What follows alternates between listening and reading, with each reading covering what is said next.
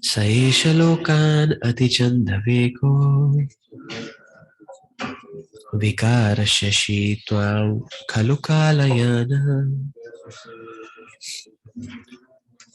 bhutani bhuter anumeya tattvo ghana valir vayu eva vishaya.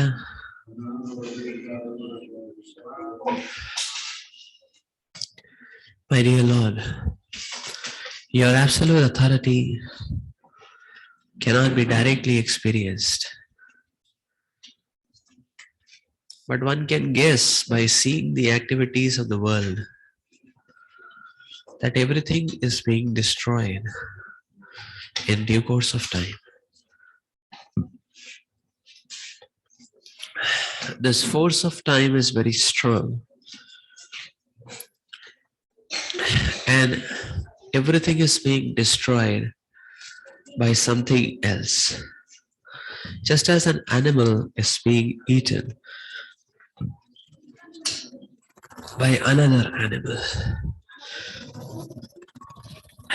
time scatters everything, exactly as the wind scatters clouds in the sky.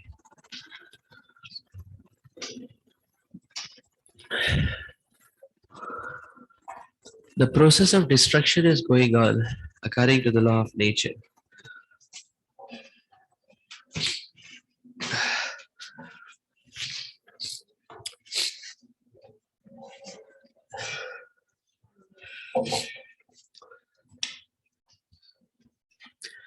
Nothing within this material world can be permanent. Although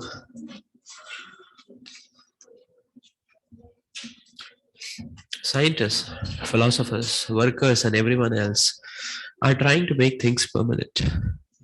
One foolish scientist recently declared that eventually life will be made permanent through science.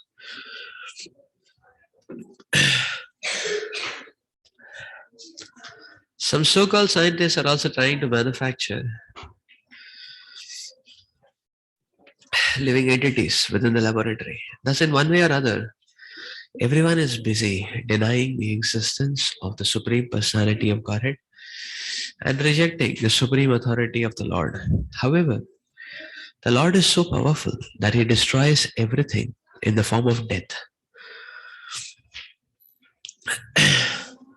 As Krishna says in Bhagavad Gita 10:34, Mrityu sarvaharasjaham, I am the all-devouring death. The Lord is just like death to the atheists. For He takes away everything they accumulate in the material world. Hiranyakashipu, the father of Prahlad, always denied the existence of the Lord. And he tried to kill his 5-year-old boy due to the boy's unflinching faith in God. However, in due course of time, the Lord appeared as Narsimhadev and killed Hiranyakashipu in the presence of his son. As stated in Srimad Bhagwatam, this killing process is natural. Jiva jivasya jivanam. One animal is food for another animal. A frog is eaten by a snake. A snake is eaten by a mongoose. The mongoose is eaten by another animal. In this way, the process of destruction goes on by the supreme will of the Lord. Although we do not see the hand of the Supreme Lord directly, we can feel the presence of that hand through the Lord's process of destruction. We can see the clouds scattered by the wind, although we cannot see how this is being done because it is not possible to see the wind. Similarly, although we do not directly see the Supreme Personality of Godhead, we can see that He controls the process of destruction. The destructive process is going on fiercely under the control of the Lord. But the atheists cannot see it.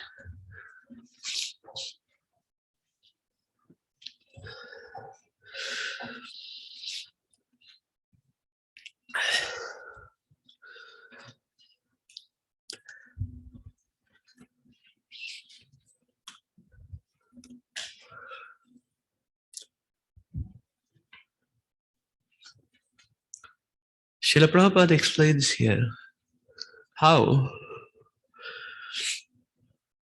all the attempts of the scientists and the philosophers are simply there to deny the existence of the Supreme Personality of Godhead. Whether their attempts are directed towards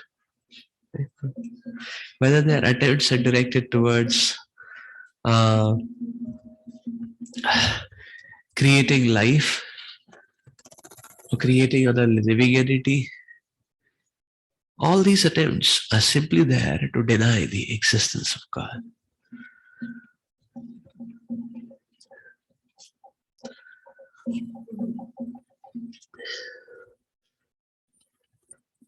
The existence of the Lord can only be seen, as Lord Shiva is explaining here, with the passage of time.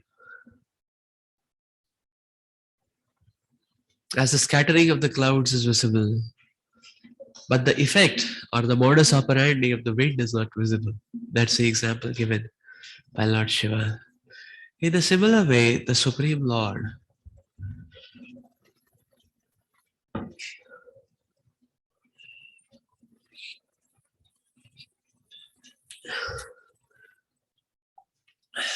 is very much manifest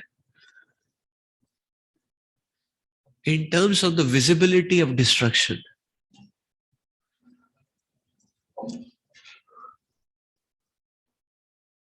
And that's why Prabhupada is quoting Mrityu Sarvaharas Chaham. And the Lord is saying that He comes in the form of death.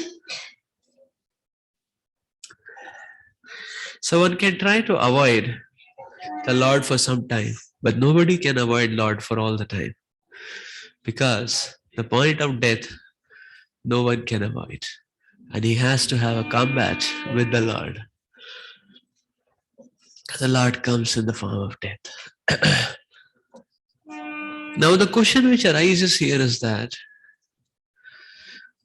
why only destruction is being emphasized? When it comes to material creation or the material universe, say for that matter, the Lord has both the roles. So the Lord is doing both the things, creation also, destruction also. So as things are getting destroyed, that's not the only angle to it, that the world, everything is getting destroyed. No, destruction is just one aspect of it. As destruction is continuously happening, creation is also continuously happening. Jatasya hi dhruvam mrityu. What is that? Dhruvam mritasya jana. One. So that which is created is destroyed, and that which is destroyed has to be created again. That's very much true of the living entity. This is being spoken in terms of the spirit soul.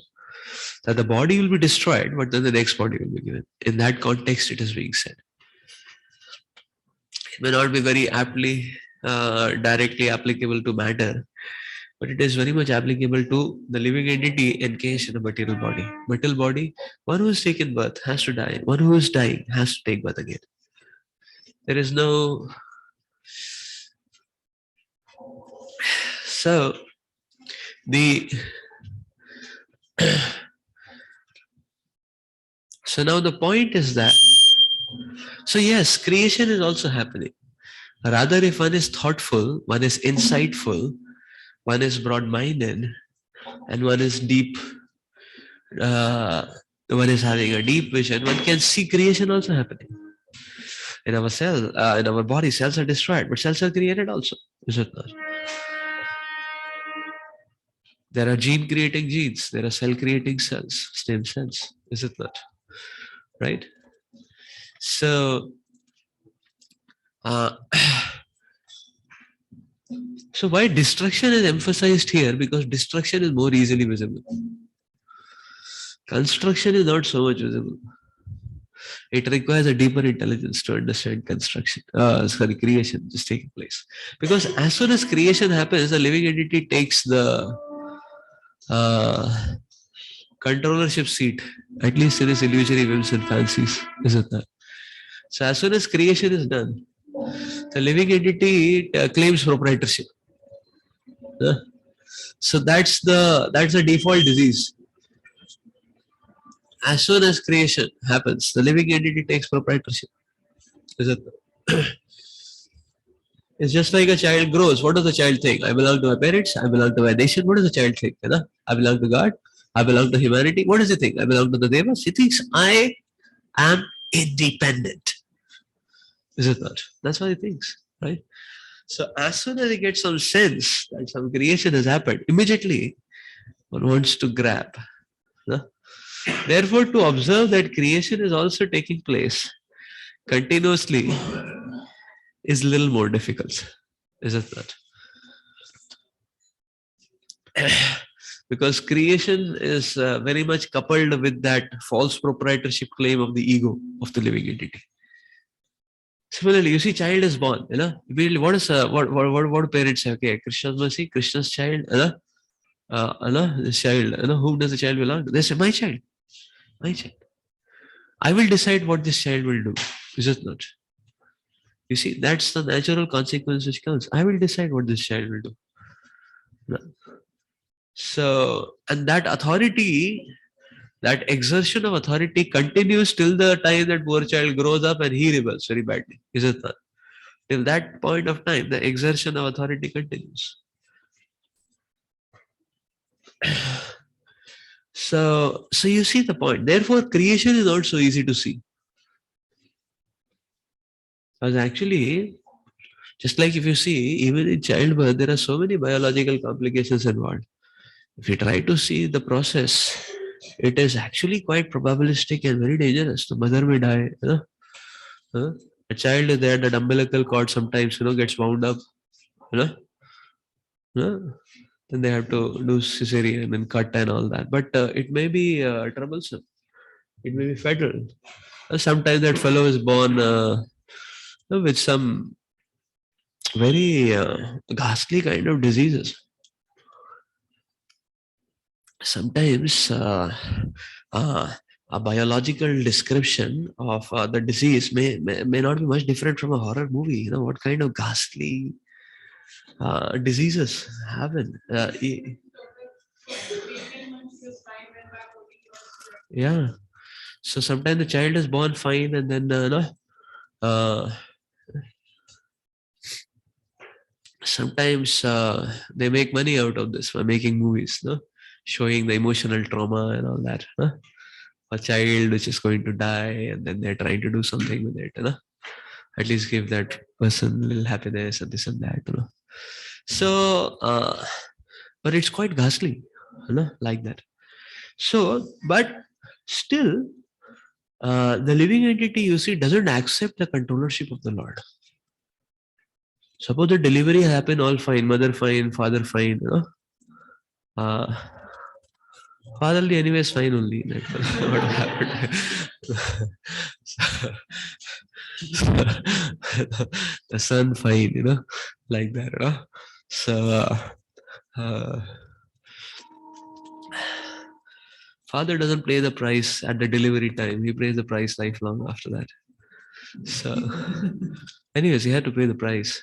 So the point to note is that, you see, although it is such it's a risky process, complicated process, probabilistic process, but still everything happens. I see nobody says, that okay, this child belongs to Krishna. Is it Krishna sent this child, right? Nobody says. Sometimes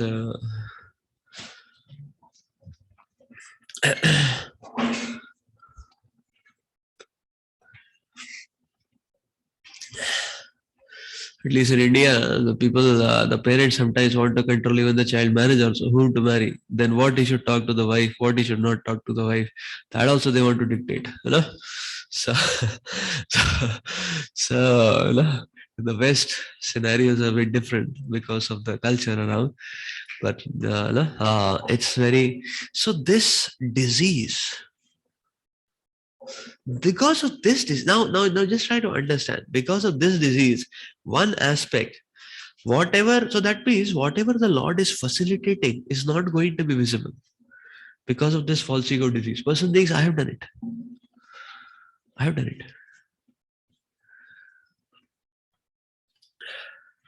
Because of that mundane false ego attachment. But what is going to be, so now this attachment is there. So the living entity wants to hold on to his claim of proprietorship. And actually, he is not the full proprietor. He only has some secondary steering wheel. So therefore, what he perceives very, very clearly is destruction. Facilitation will not be perceived so easily because of the ungrateful nature, the false ego. But destruction very easily perceived. Therefore, God is giving us a gift throughout life. He has given us a good body. Krishna could have given us any genetic disorder, any this, that, something. Is it not? Anything. Mentally fine, bodily fine. Many people are not fine. That's the point. It's not that it's okay. It's not okay. Many people are not fine. Is it not?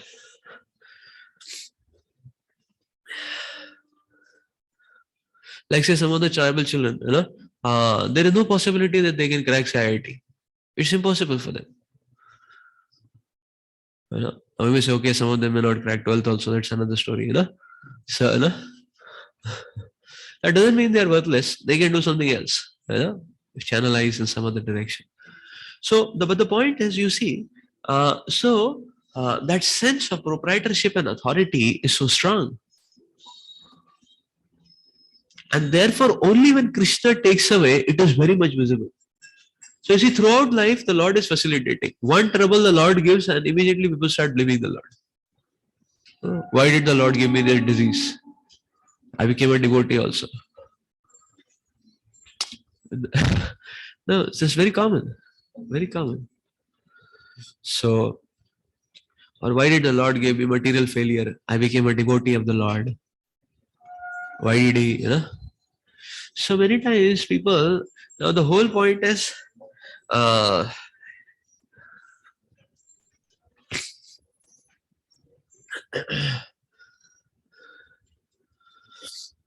sometimes people even blame, okay, suppose the children have not become devotees, and the other people blame God for that. Why did Krishna give such kind of fellows? When are you going to take responsibility on yourself or something? Isn't that? So any little problem the God is giving, immediately there is critic, immediately there is shaking of the heart. Oh, why? Then tons and dozens of philosophy, hours of philosophy one has to hear, a lot of association, a lot of prasad, and then those who are sincere, they may come back to their equilibrium position. Then okay, it's fine, but with that much eagerness, one is not seeing the facilitation of God, is it not? So that's why here destruction is being mentioned by Lord Shiva. That destruction is going to be 100% visible. 100% visible. That's the point.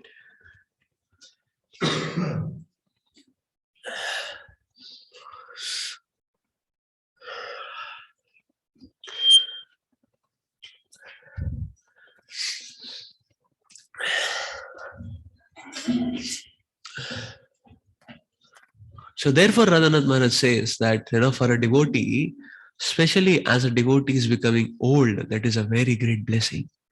Because one is forcibly being dragged out of that intoxication and illusion. Yeah. Because he's a devotee, he's dragged out. A materialist, it doesn't get dragged out. The idiot has to be snapped, taken. Isn't that? He keeps crying. And a devotee realizes more and more the material body is not all in all. Material body is dwindling. Isn't that? Better let me resurrect my spiritual identity. That's the point. So destruction is very conspicuously visible. That's the point.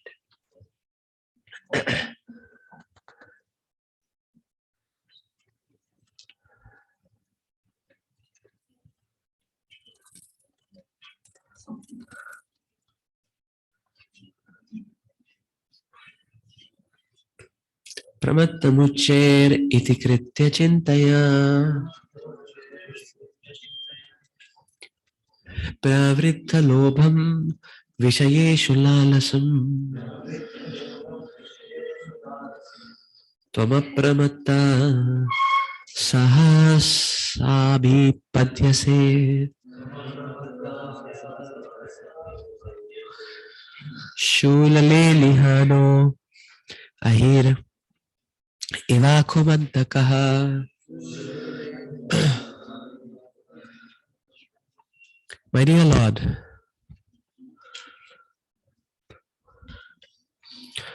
all the living entities within this material.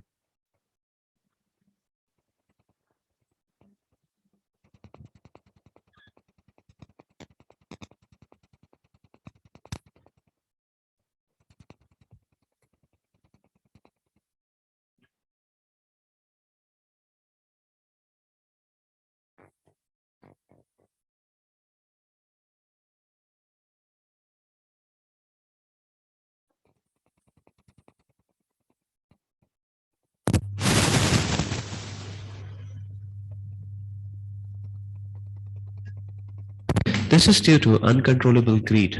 The greed for material enjoyment is always existing in the living entity, but your Lordship is always alert. And in due course of time, you strike him. Just like a snake seizes a mouse and very easily swallows him. Oh, everyone is greedy and everyone makes plans for material enjoyment. In his lust for material enjoyment, the living entity is described as madman. As stated in Bhagavad Gita 3:27, Prakrite kriyamanani guna karmani sarvashaha ahankara vibhudatma kartaham iti manyate. The bewildered spirit soul, under the influence of the three modes of material nature, thinks himself to be the doer of activities, which are in actuality carried out by nature. Everything is being enacted by the laws of nature, and these laws are under the direction of the Supreme Personality of Godhead. The atheists or unintelligent men do not know this. They are busy making their own plans, and big nations are busy expanding their empires. And yet we know that in due course of time, many empires have come into existence and been destroyed. Many aristocratic families were created by people in their extreme madness. But we can see that in due course of time, those families and empires have all been destroyed. But still the foolish atheists do not accept the supreme authority of the Lord. The so-called political leaders are busy making plans to advance the material prosperity of their nation. But factually, these political leaders only want an exalted position for themselves. Due to their greed for material position, they falsely present themselves as leaders before the people and collect their votes, although they are completely under the grip of the laws of material nature. These are some of the faults of modern civilization. Without taking to God consciousness and accepting the authority of the Lord, the living entities become ultimately confused and frustrated in their plan-making attempts. Due to their unauthorized plans for economic development, the price of commodities is rising daily all over the world. So much so that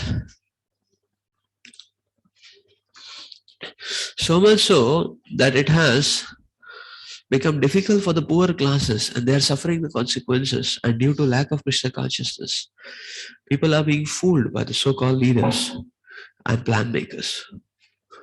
Consequently, the sufferings of people are increasing. According to the laws of nature, which are backed by the law, nothing can be permanent within this material world. Therefore, everyone should be allowed to take shelter of the Absolute in order to be saved. In this regard, Lord Krishna says in Bhagavad Gita 5:29, Bhoktaram yakyatapasam sarvaloka maheshwaram suhradam sarvabhutanam gyatva mam shantim richati. The sage who knows me as the ultimate purpose of all the sacrifices and austerities, the supreme lord of all the planets and demigods, and the benefactor and well-wisher of all the living entities, attains peace from the pangs of material miseries. If one wants peace of mind and tranquility in society, he must accept the fact that the real enjoyer is the Supreme Personality of Godhead. The Lord is the proprietor of everything all over the universe, and He is a supreme friend of all the living entities as well. By understanding this, people can become happy and peaceful individually and collectively.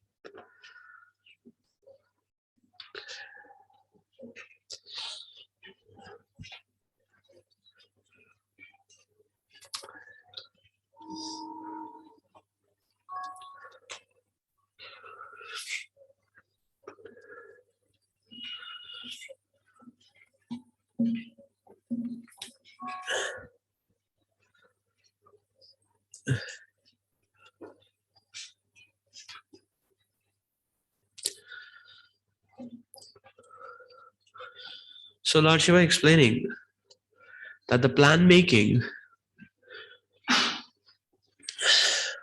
and busy hop of the living entities are just because of excessive greed. It is this drive of greed which makes a person mad, and therefore he's dashing here and there without any tangible goal in life. Greed. And then Prabhupada goes on to explain that such a greedy person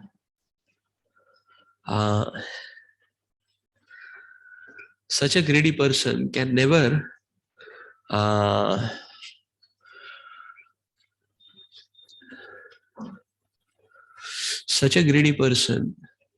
he can never do anything good to anyone. So people may pass themselves or qualify themselves to be leaders of nations, but actually they're working for their own greed. And therefore such a person cannot do any benefit to anyone.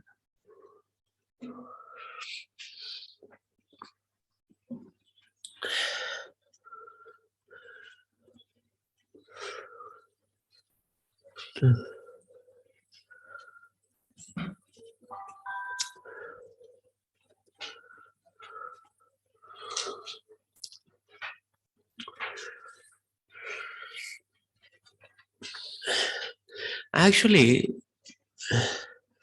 the living entity doesn't have to do much in this world. The right for the living entity is actually simple, relative, and not very difficult. Because the only task which we have to do in our lives is to be able to just align ourselves with the directions of the Lord. That's it. And the Lord is taking responsibility for everything. So that's the point. That makes life simple, isn't it? Just align oneself with the... So one doesn't have to worry about anything, isn't it? Just align ourselves. But the irony of the modern day age is that people are not only lazy in focusing on aligning with the instructions of the Lord, rather they are constantly endeavoring to misalign themselves more and more. And therefore, the situation is becoming more and more precarious and complex. That's the point. So we just stop the misalignment game.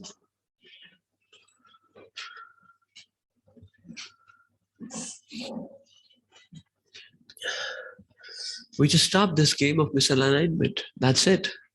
That's all the living entity is supposed to do. And everything will work out.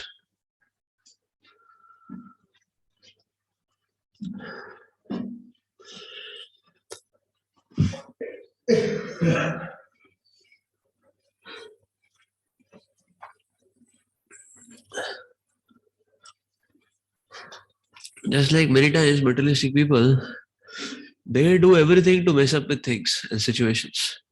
Like you see, people are into bad habits. Suppose they're addicted, and they have. So because of that, they lose a lot of things materially. Still, Krishna arranges something for them. So you see, that's the point. Sometimes people, they do so many things. They cheat. They're into addiction. They're into greed. They're into exploitation, crime. But despite everything, still something or the other works out. Although they tried their best to mess up. So, and there are many people who simply live in illusion because their life is this media. So they are practically living in illusion. They're not even in the reality ground. They're just into their movie and fantasy world. Still, something gets worked out for their lives. So many times you see, uh, uh,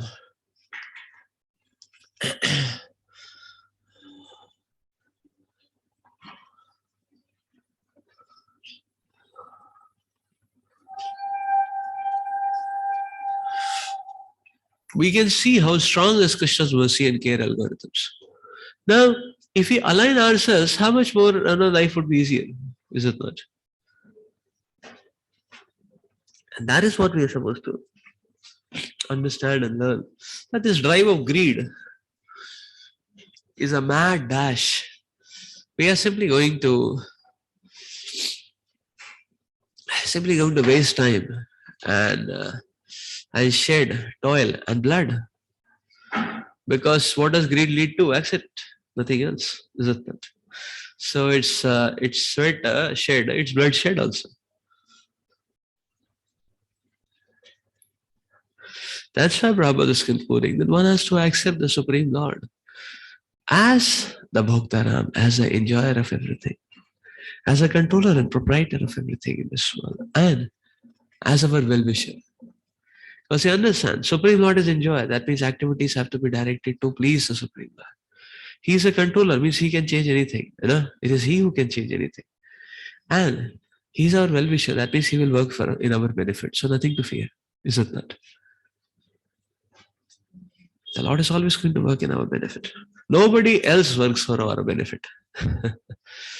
So the person thinks, okay, my boss is working for my benefit. My wife is working for my benefit. My children are working for my benefit. The country is working for my benefit. But actually, nobody is working for our benefit. Are they? Nobody is working for our benefit. Is it not? Nobody is working for our benefit. They are paying the cheapest and least possible price for what amenities or services they're getting from us. Is it not? And we are thinking, oh, everybody is working for our benefit. Is it not? That's you see the kind of illusion in this material world. Therefore, one needs to acknowledge the hand of the Supreme Lord.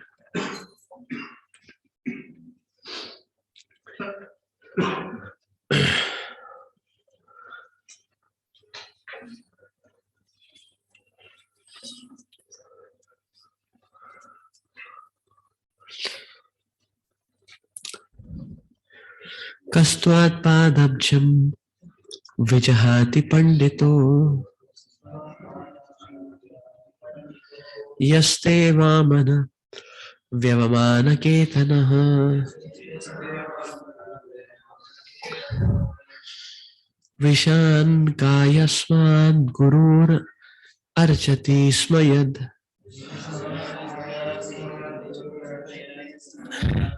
vinopapattim manavas chaturdasha. My dear Lord, any learned person knows that unless he worships you, his entire life is spoiled. Knowing this, how could he give up worshipping your lotus feet? Even our father and spiritual master, Lord Brahma, unhesitatingly worshipped you. And the 14 Manus followed in his footsteps.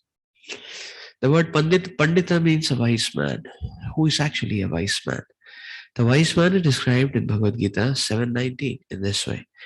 Bahunam janmanam ante jnanavan mam prapatyate vasudeva sarvamiti samahatma sudurlabha. After many births and deaths, he who is actually in knowledge surrenders unto me, knowing me to be the cause of all causes and all that is. Such a great soul is very rare.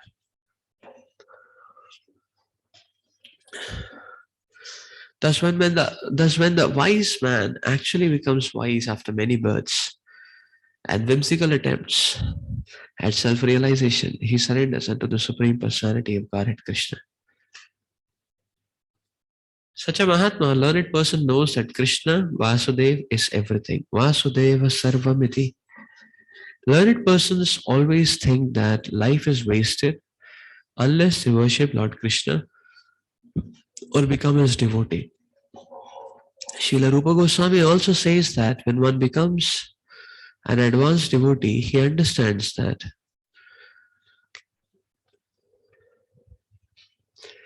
he should be reserved and perseverant,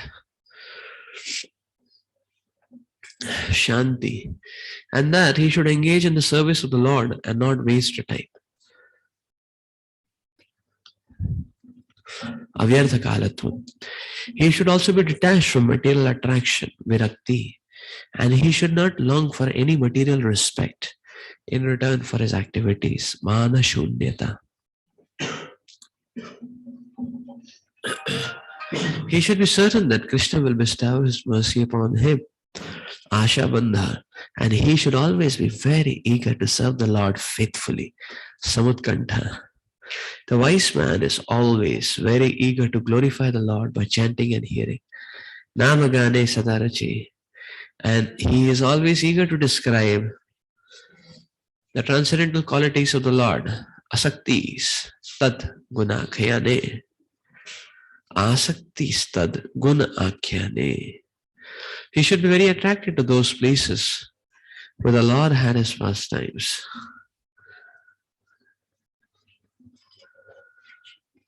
Priti stad vasati sthale. These are the symptoms of an advanced devotee. An advanced devotee or a perfect human being who is actually wise and learned cannot give up his service at the lotus feet of the Lord. Although Lord Brahma has a long lifespan. 432 to the past 7.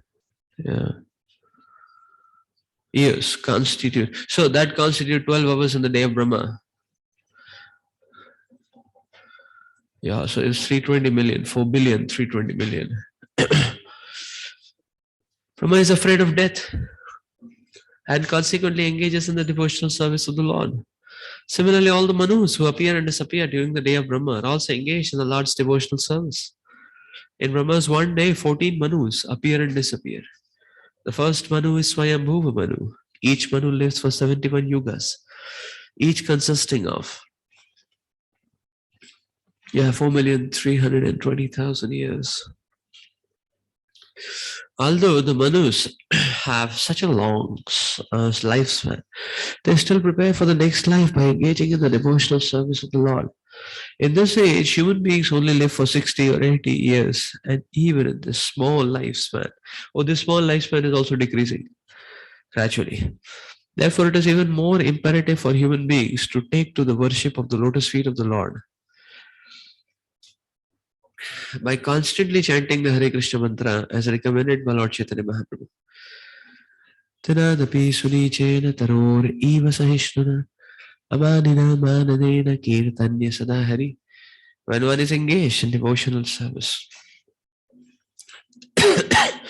he is often surrounded by envious people. And often many enemies come to try to defeat him or stop him. This is not new in the present age. For even in the days of yore, Prahlad Maharaj, who was engaged in the devotional service of the Lord, was harassed by his demoniac father Hiranyakashipu. The atheists are always prepared to harass a devotee. Therefore, Chaitanya Mahaprabhu suggested that one be very tolerant of these people. Nonetheless, one has to continue chanting the Hare Krishna mantra and preaching the chanting of this mantra, because such preaching and chanting constitute the perfection of life. One should chant and preach about the urgency of making this life perfect in all respects. One should thus engage in the devotional service of the Lord and follow in the footsteps of the previous acharyas, beginning with Lord Brahma and others.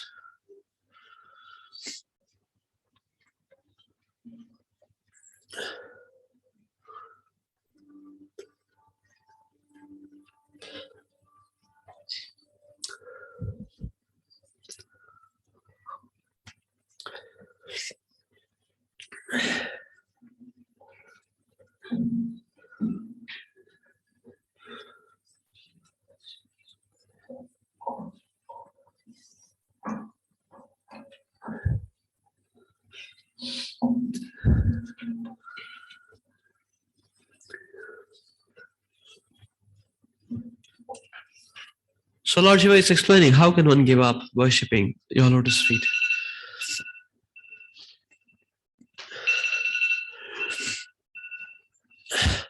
Because without worshipping the lotus feet of the Lord, there's no meaning to any activities of life.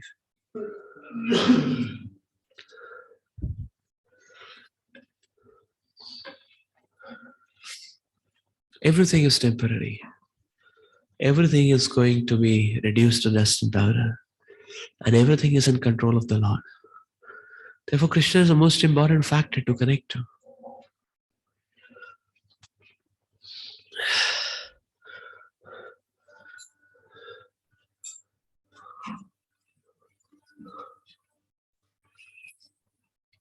Krishna is the most important factor to connect to. And therefore, Srila Prabhupada explains that even great personalities like Brahma and Manu, whose lifespan is so huge, but they are fearful of death. They know that everything is going to be destroyed. They know that their powers are temporary. So therefore, they are aiming for something which is even more lasting.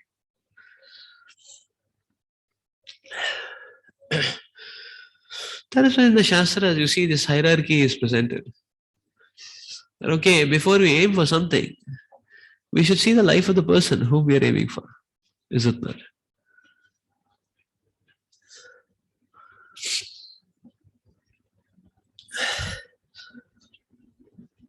Just like Prabhupada narrated story, So this person was aiming to become the minister.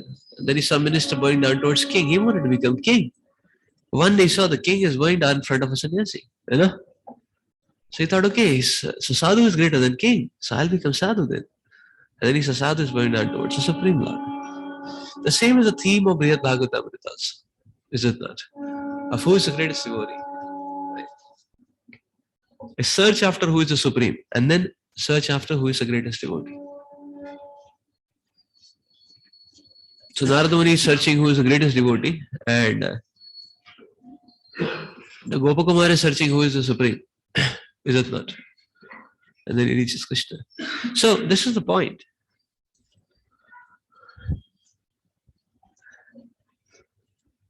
That nothing is perfect and complete, and therefore, with full enthusiasm and without any resistance, one should plunge into the activities of devotional service. And then Srila Prabhupada is very beautifully bringing about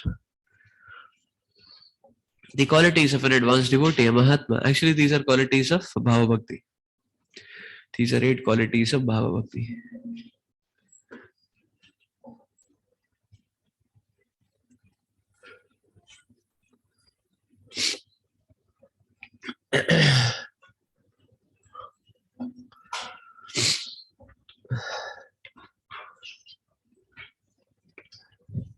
Asha Baddha, Ayartha Kalatvam. These are all 8 qualities of a see, let's read it again.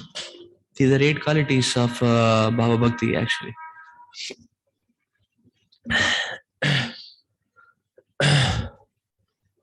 She starts with Shanti, perseverant.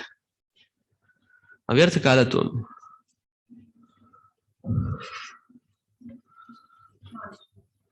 Yeah, so not wasting time. Then it says Virakti, no? Virakti from material attraction. Manashunyata, that is humility. Huh? Asha Baddha, Namagane Sadayuti, Asakti Stad Gunakhyane. So Namagane Sadaruchi is also there, and Asakti Stad Gunakhyane, both are there. And then Priti Stad Vasati Sthale. These are symptoms of an advanced devotee. So how can a person give up Krishna? Is it not? So you see how much tightly an advanced devotee catches on to the lotus feet of the Lord. He's Ashabadha.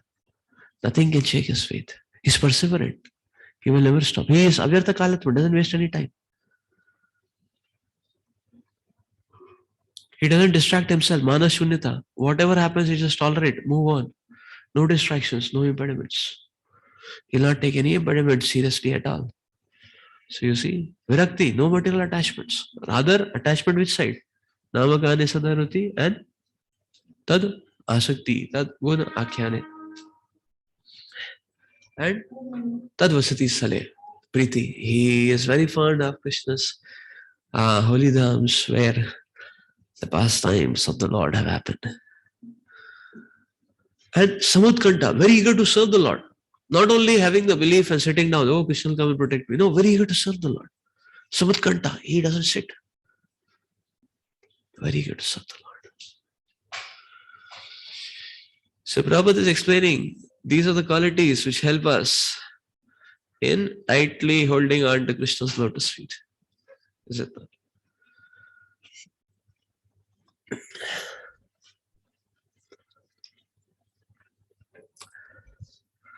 Let's read further. Atatvam asino brahman paramatman vipaschitam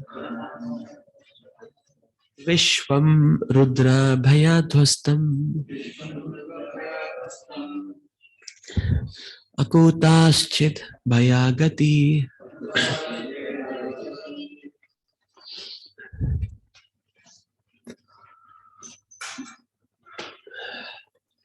My dear Lord,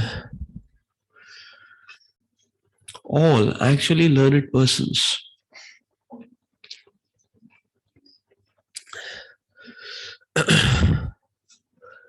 know you as a supreme Brahman and the super soul. Although the entire universe is afraid of Lord Rudra, who ultimately annihilates everything, for the learned devotees, you are the fearless destination of all. So for the purpose of creation, maintenance, and annihilation of this cosmic manifestation, there are three lords, Brahma, Vishnu, and Maheshwara, that is Shiva.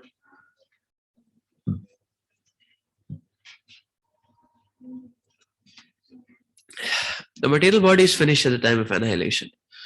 Both the universal body and the small unit, the individual living entity's body, are susceptible to annihilation at the ultimate end.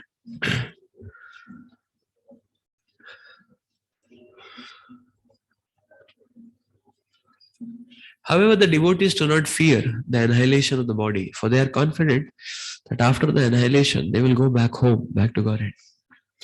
Taktadeham punarjanma naiti mam eti. So Arjuna,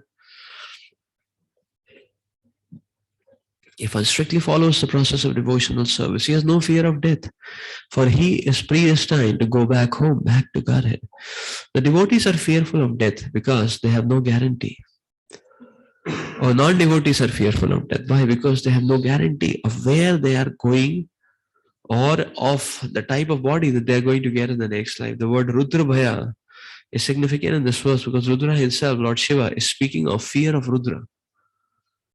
This indicates that there are many Rudras, 11 Rudras.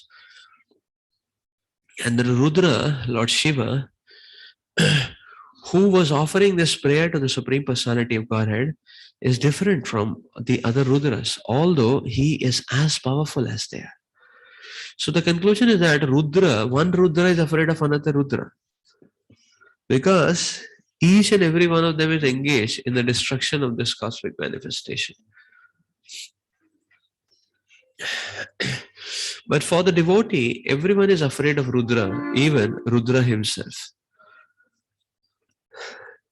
A devotee is never afraid of Rudra because he is always secure, being protected by the lotus feet of the Lord. As Shri Krishna says in Bhagavad Gita 9:31, Kanteya pratijanihi name bhakta prashpanashati. My dear Arjuna, you may declare publicly that my devotee will not be vanquished under any circumstances.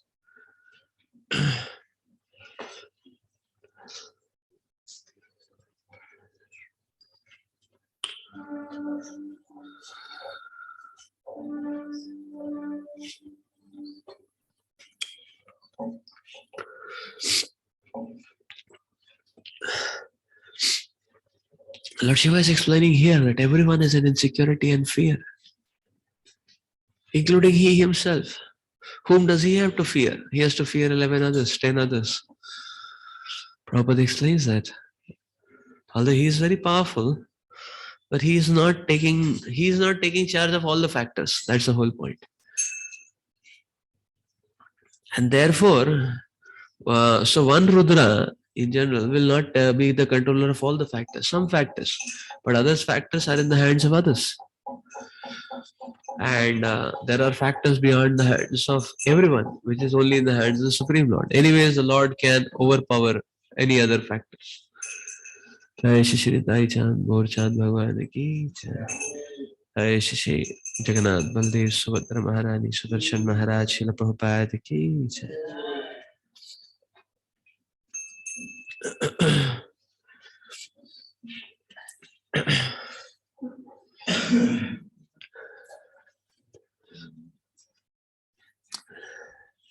So nobody has a complete range of everything, is it not?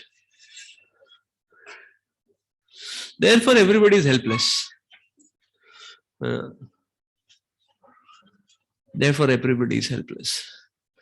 So, a person can overpower, expertise, control some factors, but there are many other factors which will be beyond his jurisdiction, over which he has no control. So, therefore, nobody can be supreme controller. Better to accept the Supreme Lord as the controller. Better to accept what the Lord is giving us. We are attached to that. So we are always attached to the material flickering body and temporary body designation. But the Lord is giving us eternal. But the Lord is giving us eternal facilitation. We are asking and demanding the temporary. We are grabbing onto the temporary. The Lord is giving us eternal facilitation.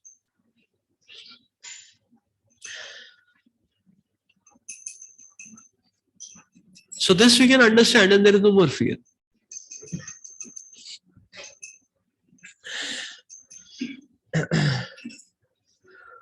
Because temporary toys are good only for one whose intelligence is not much developed, is it not?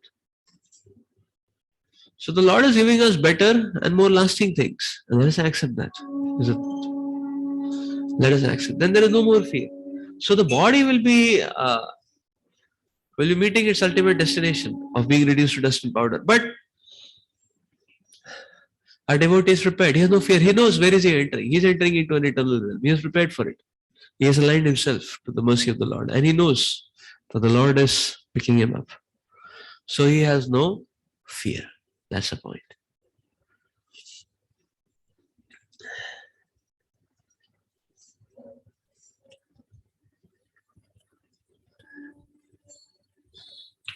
Let's go ahead.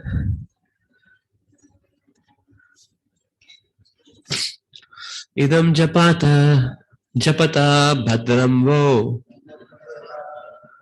vishuddha nipanandanaha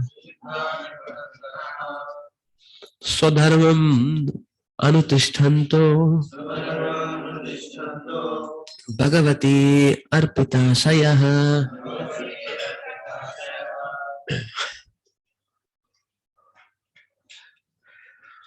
My dear sons of the king,